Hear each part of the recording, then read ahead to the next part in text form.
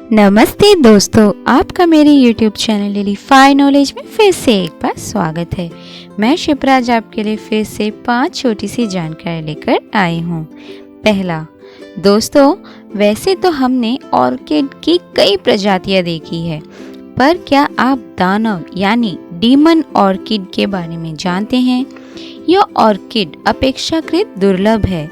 वैज्ञानिकों का कहना है कि यह शैतान की तरह दिखता है। नई प्रजाति टेलीपोगोन डायबोलिकस का नाम इसके गाइनोस्टेमियम ऑर्किड की प्रजनन संरचना के लिए रखा गया था, जो एक शैतान के सिर की तरह दिखता है। ऑर्किड को विशिष्ट रूप से पंजे वाली पंखड़ी के रूप में वर्णित किया गया है, जो इसकी खोज करने वाले शोधकर्ताओं के अनुसार इसके राक्षसी स्वरूप को जोड़ता है। लाल से गहरे बैंगनी मरून ऑर्किड में से लगभग 30, जिनमें से केवल कई फूल वाले वयस्क थे, दक्षिणी कोलंबिया में पुटुमोयो और नारिनो के बीच की सीमा पर एक छोटे से जंगल में उगते पाए गए। शोधकर्ताओं ने उल्लेख किया कि फूल को पहले से ही IUCN रेड लिस्ट में गंभीर रूप से लुप्त प्राय के रूप में सूचीबद्ध किया है, जो जानवर और पौधों की विलुप्त होने के खतरे में सूचीबद्ध करता है। दूसरा, दोस्तों क्या आप कानो क्रिस्टालिस के बारे में जानते हैं? यह एक कोलंबियाई नदी है जो मेटा के सेरानिया डेला मैकारेना प्रांत में नदी की एक सहायक नदी है। यह 1969 में पशुपालकों के एक समूह द्वारा खोजा गया था। नदी को आम तौर पर 5 रंगों की नदी या तरल इंद्रधनुष कहा जाता है और यह अपने आकर्षक रंगों के लिए विख्यात है। जुलाई के अंत से नवंबर के अंत तक नदी का तल विभिन्न प्रकार के पीले, हरे, नीले, काले और विशेष रूप से लाल रंग का होता है, जो कि नदी के तल पर मैकेरेनिया क्लेविगेरा पौधों के कारण होता है। कैनो क्रिस्टलिस एक तेज बहने वाली नदी है जिसमें कई रैपिड्स और झरने हैं। विशाल कैटल्स के रूप में जाने जाने वाले छोटे गोलाकार गड्ढे नदी के कई हिस्सों में पाए जा सकते हैं, जो कंकड़ या कठोर चट्टानों के टुकड़ों से बने होते हैं।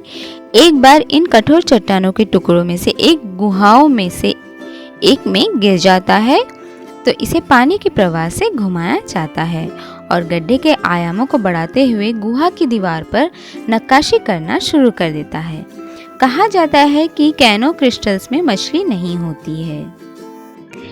तीसरा, दोस्तों क्या आप डायोस्पायरोस निग्रा के बारे में जानते हैं? दोस्तों यह खुरमा की एक प्रजाति है। आम नामों में चॉकलेट पुडिंग फल, काला साबुन और जायपोटे प्रीतो शामिल है। उष्णकटिबंधीय फल का पेड़ मैक्सिको, मध्य अमेरिका और कोलंबिया के मूल निवासी है। सामान्य नाम सपोटे किसी भी नरम खाने योग्य फल को संदर्भित करता है। काला सपोटे का न तो सफेद सपोटे से संबंध है और न ही मामी सपोटे से। परिपक्व पेड़ 25 मीटर से अधिक ऊंचाई तक बढ़ सकते हैं और सदाबहार होते हैं। यह ठंड के प्रति संवेदनशील है, लेकिन हल्के ठंडों को सहन कर सकता है। पत्तियां अंडाकार या आयताकार है।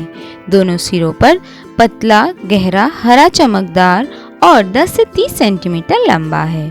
कुछ पेड़ों में केवल नर फूल लगते हैं, अन्य में नर और मादा दोनों तरह के फूल होते हैं। हालांकि इनमें से कुछ स्व असंगत होते हैं।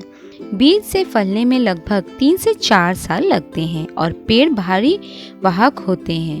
काले सपोटे फल टमाटर की तरह होते हैं और व्यास में 5 से 10 सेंटीमीटर है।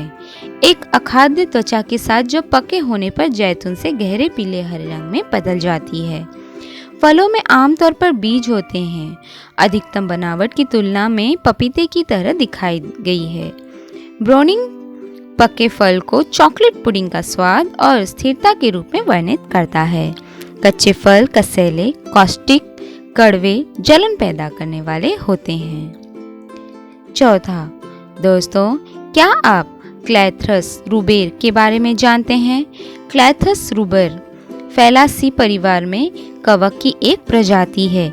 इसे आमतौर पर जालीदार स्टिंक हॉर्न, टोकरी स्टिंक हॉर्न या लाल पिंजरे के रूप में जाना जाता है।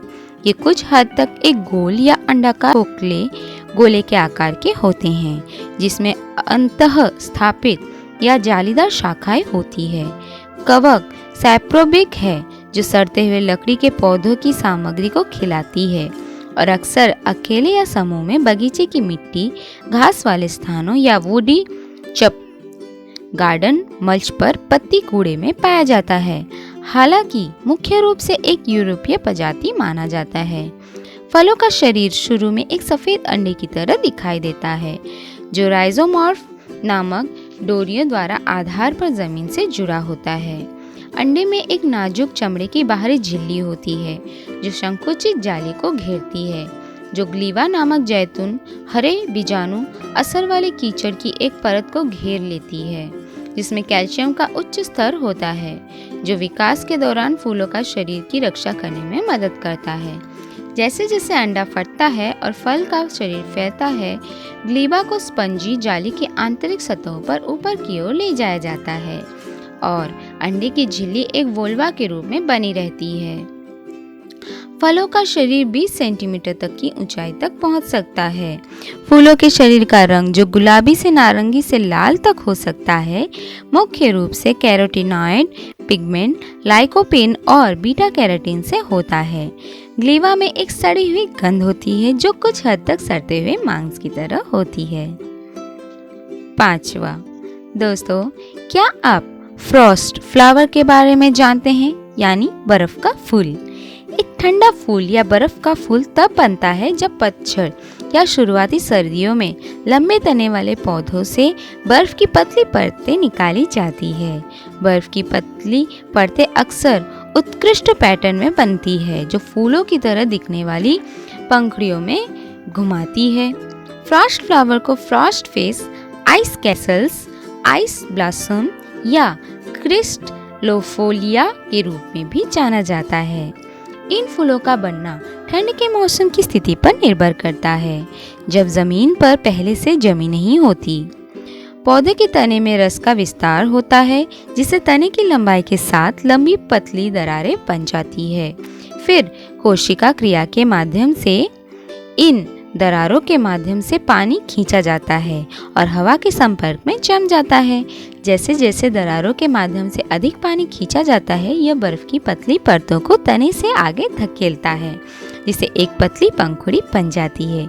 इन फूलों की पंखुड़ियाँ बहुत ही नाजुक होती है और छूने पर टूट जाती हैं। सूर्य के प्रकाश के संपर्क में आने के पर वे आमतौर पर पिघल जाते हैं। जो पौधे ये फ्रॉस्ट फ्लावर बनाते हैं, उनके नाम है क्राउन बीट। तो दोस्तों, आज की दी हुई जानकारी आपको कैसी लगी, मुझे कमेंट बॉक्स पर ज़रूर बताइए और मेरे इस वीडियो को लाइक, शेयर और सब्सक्राइब करना ना भूलिए।